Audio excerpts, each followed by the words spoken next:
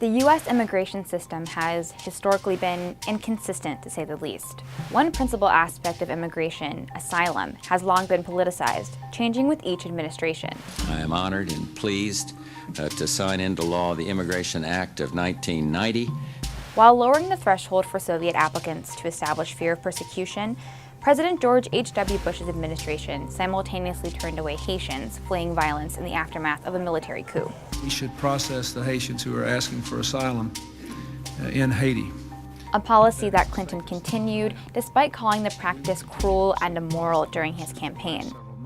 But under the Trump administration, asylum is under an unprecedented assault. For many seeking asylum in the United States, the southern border is the most direct path into the country. So naturally, the border has become a target of the Trump administration.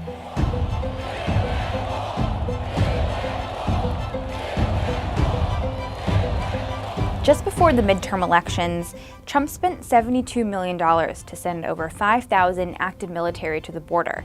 But the military can only offer support to Border Patrol. They cannot interact or interfere with immigrants. That cost is nearly double the amount he requested to hire additional immigration judges who are facing a massive backlog of court cases. More on that later. On November 9th, Trump tried to impose a 90-day asylum ban. Under this proposal, anyone who comes between a port of entry is banned from receiving asylum, even though the statute clearly states someone can apply whether or not they enter a designated port of arrival. The ban has already been put on hold by a judge. Even for those who do follow the new rules, they will be met with indefinite delay once they reach the border. That's because Trump has ramped up a process called metering, which puts a cap on the number of asylum applications that can be processed per day, a cap which can change day to day and port to port. Well, we're metering, which means that if we don't have the resources to let them in on a particular day, they're going to have to come back. So they're going to have to wait their turn. Metering is not new. It happened under the Obama administration, but has intensified since President Trump took office. But the rhetoric from both presidents shows their vastly different intentions. We now have an actual humanitarian crisis on the border that only underscores the need to drop the politics and fix our immigration system once and for all. Because you look at what's marching up, that's an invasion. That's an invasion. If someone is actually able to get to a port of entry and speak to a border agent about applying for asylum, they're going to find a whole host of new restrictions on who is even eligible to apply. In June of 2018, then Attorney General Jeff Sessions personally intervened to block a Salvadoran woman attaining asylum on the basis of domestic violence, overturning a 2014 decision that included domestic violence as grounds for asylum.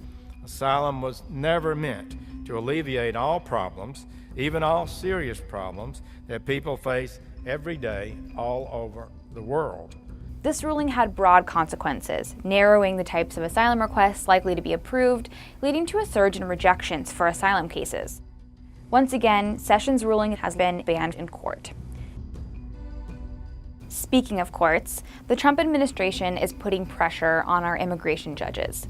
Setting this expectation is a rational management policy, I believe, to ensure consistency, accountability, and efficiency in our immigration system. In an alleged effort to cut down on the huge backlog of immigration cases, former AG Sessions eliminated the requirement that asylum seekers get a full hearing before an immigration judge, essentially taking away their right to due process.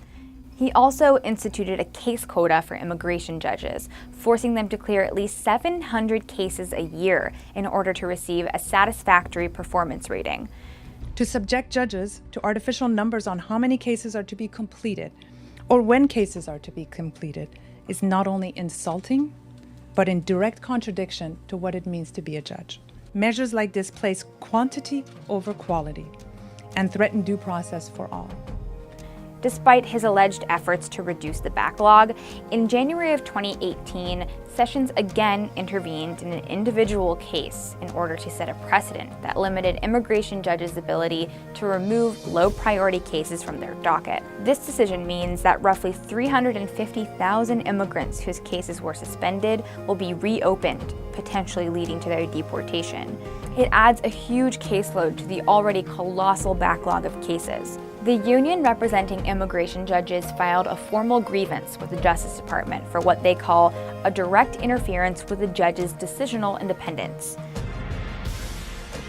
From the border to the application process to the courtroom, Trump is using every tool in his toolbox in order to limit protections for people fleeing persecution as much as possible.